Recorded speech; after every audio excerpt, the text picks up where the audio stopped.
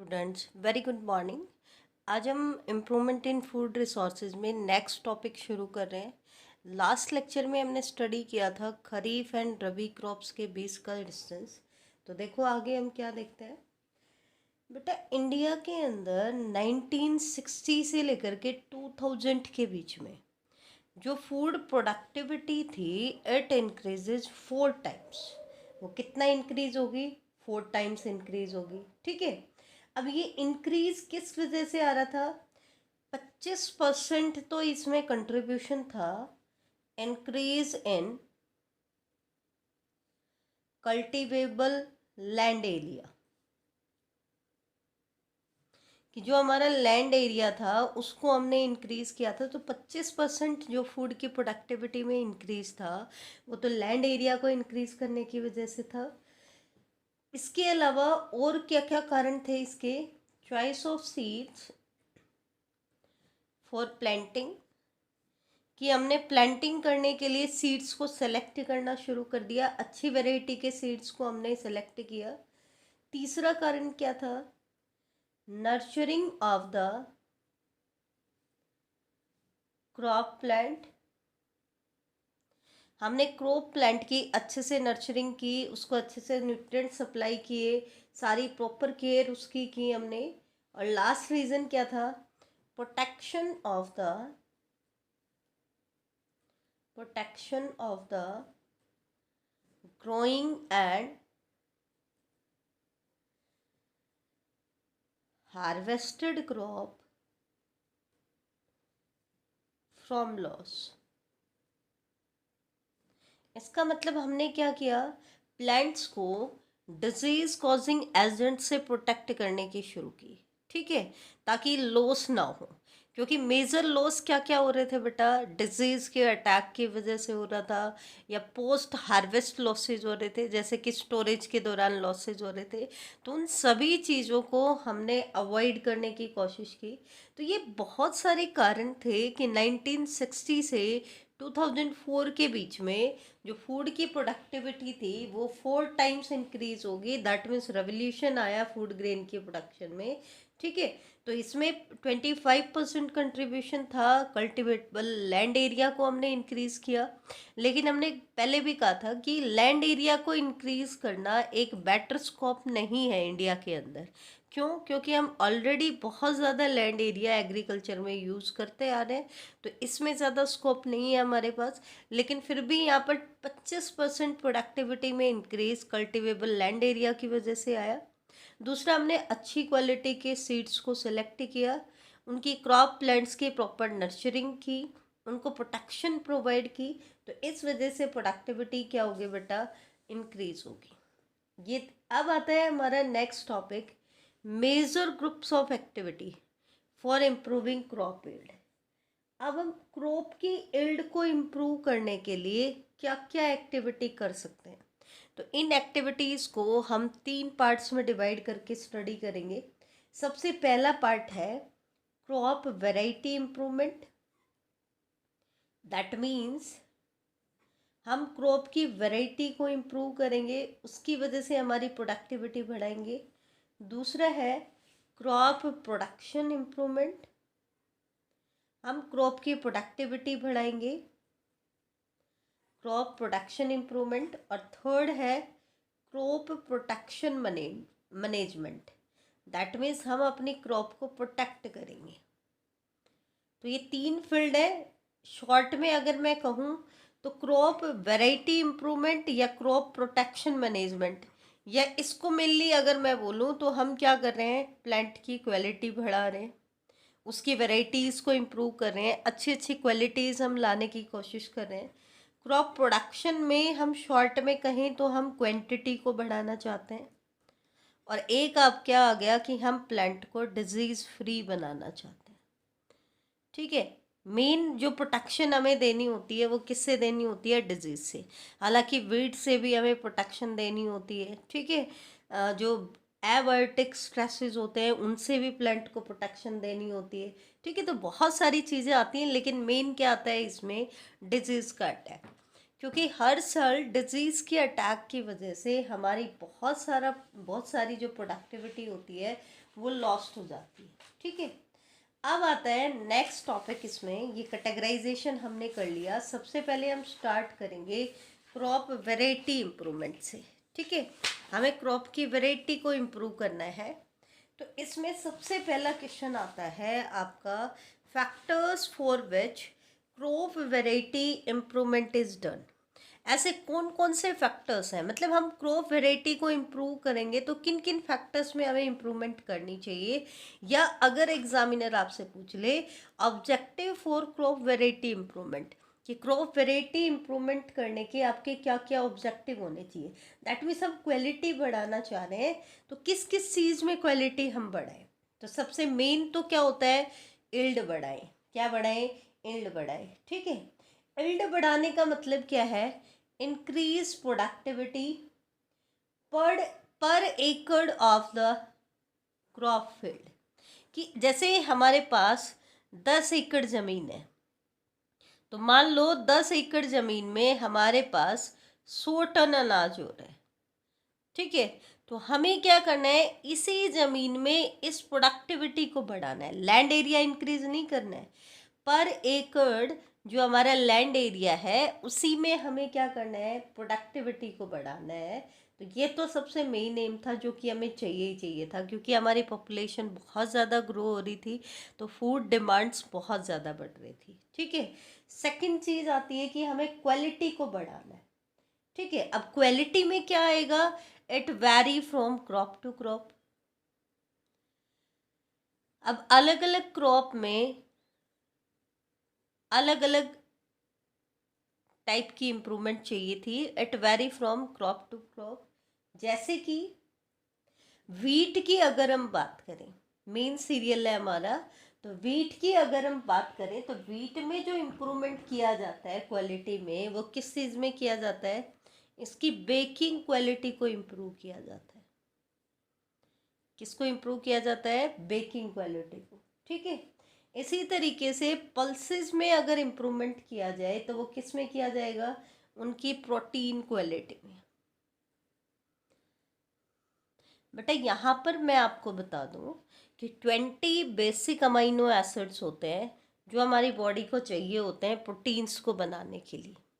लेकिन जो पल्सेस होती हैं, they are not rich in all the proteins.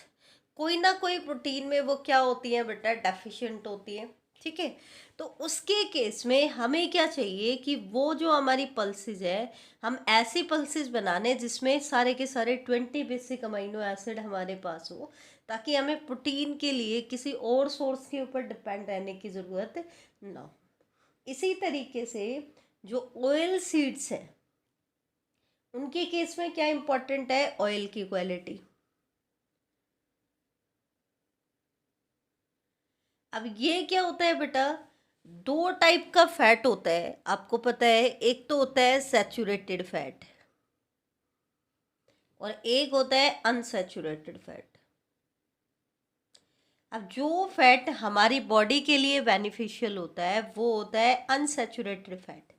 तो हमें कैसे ऑयल चाहिए जो प्यूफा में रिच हो। प्यूफा क्या होता है, पॉली अनसैचुरेटेड फैटी एसिड। तो इसका मतलब ऑयल क्वालिटी का मतलब क्या है कि उसको प्यूफा में रिच हमें बनाना है। ठीक है, दूसरा preserving quality in preserving quality in fruits and vegetables।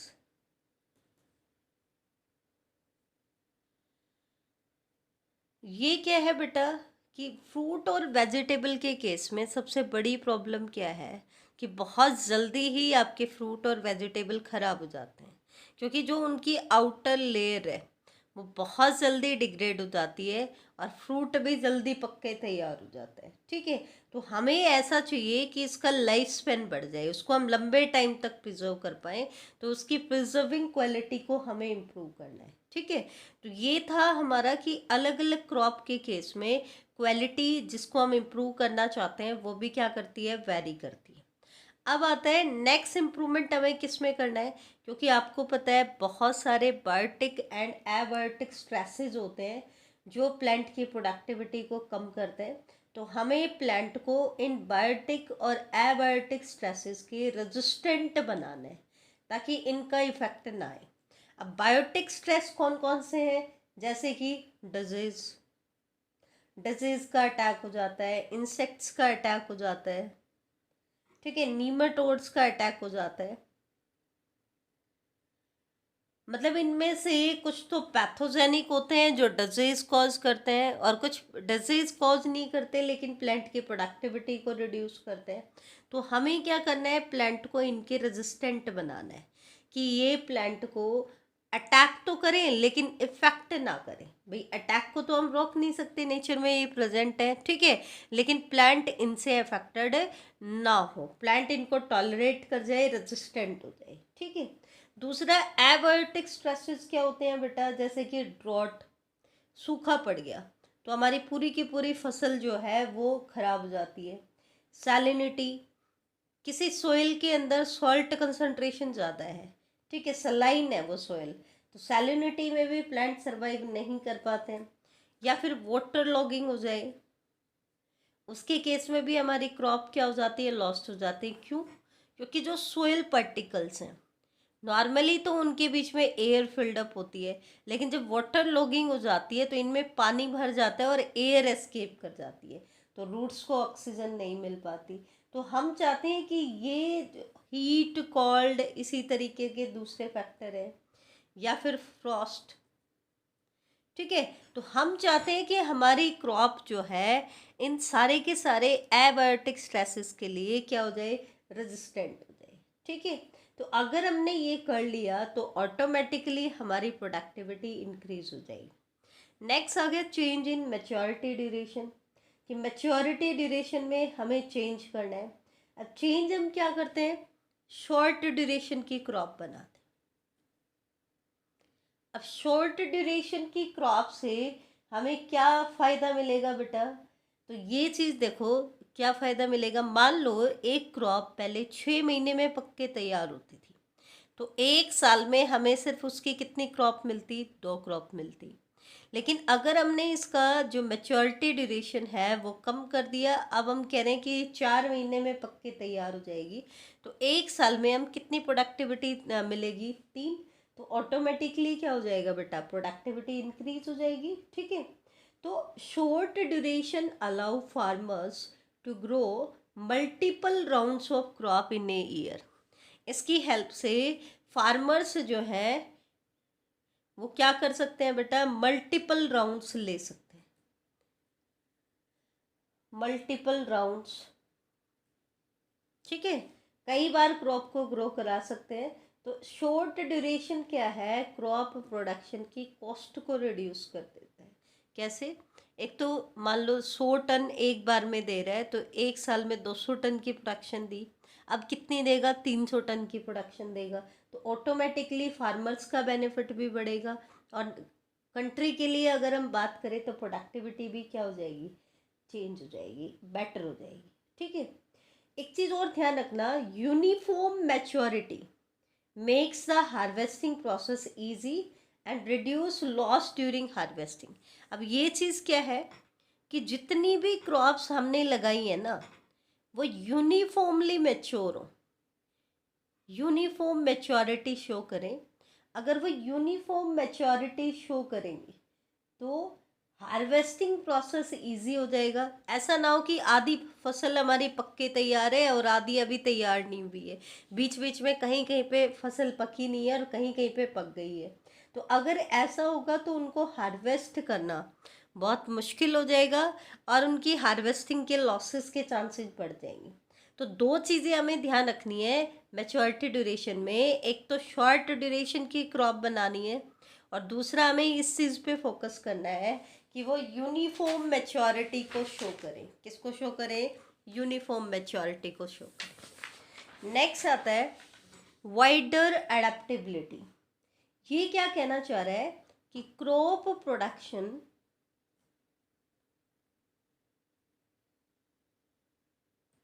will be stabilized, will be stabilized under different environmental condition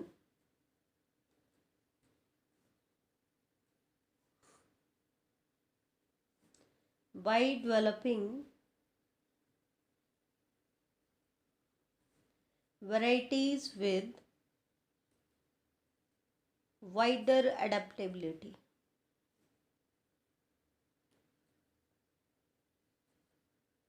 ये क्या कह रहे हैं कि crop production will be stabilised, कि हम क्रॉप प्रोडक्शन को क्या कर दें, स्टेबलाइज कर दें अंडर डिफरेंट इन्वायरमेंटल कंडीशन. कैसे?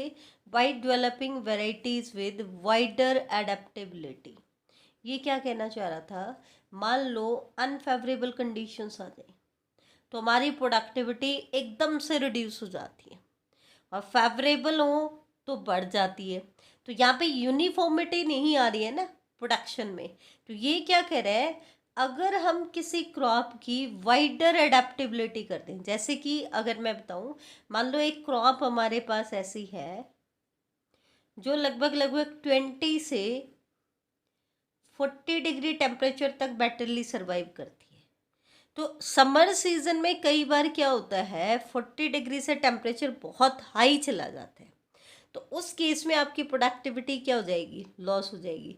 लेकिन अगर हमने इसकी इस टॉलरेंस रेंज को बढ़ा दिया, इसकी एडेप्टेशन की रेंज को बढ़ा दिया, हमने ऐसी क्रॉप बना दी जो 20 से 50 डिग्री सेल्सियस तक सर्वाइव कर रहे हैं ऑप्टिमम स्ट्रेंथ के साथ, ठीक है, तो अब इसकी प्रोडक्टिविटी क्या हो जाएगी, बढ़ जाएगी, क्योंकि वो इसकी रेंज बढ़ गई है टॉलरेंस की. तो ये वाइडर एडेप्टेबिलिटी शो कर रहा है. तो ये जितना सीजनल फ्लक्चुएशंस होती हैं उनका इसके ऊपर ज़्यादा इफेक्ट नहीं आएगा, ठीक है. तो वाइडर एडेप्टेबिलिटी की वजह से क्या होगा, one variety can be grown under different climatic conditions in different areas. क्योंकि क्लाइमेट को हम कंट्रोल नहीं कर सकते हैं, उसमें फ्लक्चुएशंस आती ही रहती है, ठीक है. तो वाइडर एडेप्टेबिलिटी हम कर पाए. और लास्ट और मेन कैरेक्टर आता है डिजायरेबल एग्रोनॉमिक कैरेक्टर.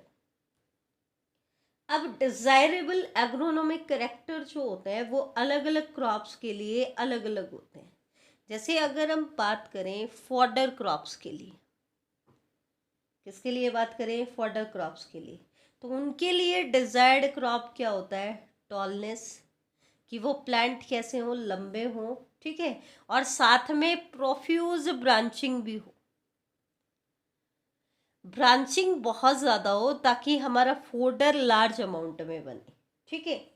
जबकि सीरियल्स की अगर हम बात करें तो सीरियल्स के केस में डिजायरेबल कैरेक्टर क्या होता है, ड्वार्फनेस होनी चाहिए. यहाँ पे तो टॉलनेस के साथ प्रोफ्यूज ब्रांचेज होनी चाहिए, और सीरियल्स में हम क्या रिक्वायर्ड करते हैं, ड्वार्फनेस हमें चाहिए होती है. बेटर क्वालिटी क्या होती है कि सीरियल क्रॉप ड्वार्फ हो. ऐसा क्यों, so that less nutrient is consumed by the crop, ताकि क्रॉप जो है वो सोइल से कम न्यूट्रिएंट को कंज्यूम करे, कंज्यूम्ड बाय क्रॉप. ऐसा नहीं है कि हम सभी क्रॉप्स में यही चाहते हैं कि वो टॉल हो जाए और बहुत ज़्यादा ब्रांचिंग शो करें, नहीं. कुछ क्रॉप ऐसी भी होती हैं जैसे कि सीरियल क्रॉप्स होती हैं जिनमें डिजायर्ड करेक्टर होता है कि हम इन क्रॉप्स को क्या बना दें, ड्वार्फ बना दें, छोटे साइज की बना दें. ऐसा क्यों, क्योंकि अगर हमने इन क्रॉप्स को ड्वार्फ बनाया तो इनमें न्यूट्रिएंट की कंजम्पशन क्या हो जाएगी बेटा, कम हो जाएगी, ठीक है. So developing varieties with desirable agronomic character help to give higher productivity. तो ये जो सारे फैक्टर्स हमने पढ़े हैं, ये सभी फैक्टर्स हेल्प करते हैं प्रोडक्टिविटी को बढ़ाने में, ठीक है. क्वालिटी के साथ साथ हमें क्वांटिटी के इम्प्रूवमेंट पे भी ध्यान देना है. दोनों चीज़ें हमें चाहिए, क्वालिटी प्लस क्वांटिटी, ठीक है. और क्वालिटी में मेन एक फैक्टर होता है जिसको हम अलग कर लेते हैं, डिजीज रेजिस्टेंस. इसका मतलब इस चैप्टर में हम किस चीज़ पे ज़्यादा फोकस करने वाले हैं. सबसे पहला तो था क्वांटिटी बढ़ाना. जब हमारा देश आज़ाद हुआ तो हमें एहसास हुआ कि हमारी पॉपुलेशन बहुत बढ़ रही है, तो हमें प्रोडक्टिविटी बढ़ानी चाहिए ताकि हम सेल्फ डिपेंडेंट हो जाएं, ठीक है. तो सबसे पहले तो हमने क्वांटिटी बढ़ाने पे ध्यान दिया. फिर जब हमने कुछ हद तक क्वांटिटी को क्वांटिटी को कंपनसेट कर लिया, तब हमारा ध्यान गया कि अकेला क्वांटिटी बढ़ाना भी इम्पॉर्टेंट नहीं है, उससे हमें इतना ज़्यादा बेनिफिट नहीं होता है। ज़्यादा बेनिफिट कब होगा, जब हम क्वांटिटी के साथ साथ क्वालिटी को भी बढ़ाए। किसको बढ़ाए? क्वालिटी को भी। तो हमने क्वालिटी को बढ़ाना शुरू कर दिया। फिर हमें एक एहसास हुआ कि हमारी तो बहुत ज़्यादा प्रोडक्टिविटी ऐसी है जो डिजीज़ के अटैक की वजह से लॉस्ट हो जाती है। अगर हम प्लांट को डिजीज़ अटैक से बचा लें तो ऑटोमेटिकली हमारी क्वांटिटी क्या हो जाएगी? बढ़ जाएगी। तो तीसरा टारगेट है डिजीज़ रेजिस्टेंट बनाना प्लांट को, या यूं कह दो कि डिजीज से प्लांट को प्रोटेक्ट करना है। ठीक है, ऐसे करेक्टर हम उसमें डेवलप करें कि आपका जो पैथोजन है वो उसके ऊपर अटैक ना कर पाए। दो तरह की चीज़ें होती हैं इनको कराने के लिए डिजीज रेजिस्टेंट। एक तो हम उनको अवॉइड करें डिजीज़ को, ठीक है, कि हम उनसे बचें कैसे, प्लांट को कैसे बचाएं, और दूसरा होता है उनको किल कैसे करें। ठीक है, तो ये तीन चीज़ें हम इस चैप्टर में पढ़ने वाले हैं। तो आगे जा कर के हम इन्हीं पे बात करेंगे। नेक्स्ट लेक्चर में हम देखेंगे बेटा क्रॉप वैरायटी इम्प्रूवमेंट करने का मैकेनिज्म क्या है, कौन कौन से तरीके हम यूज़ कर सकते हैं। थैंक यू बेटा।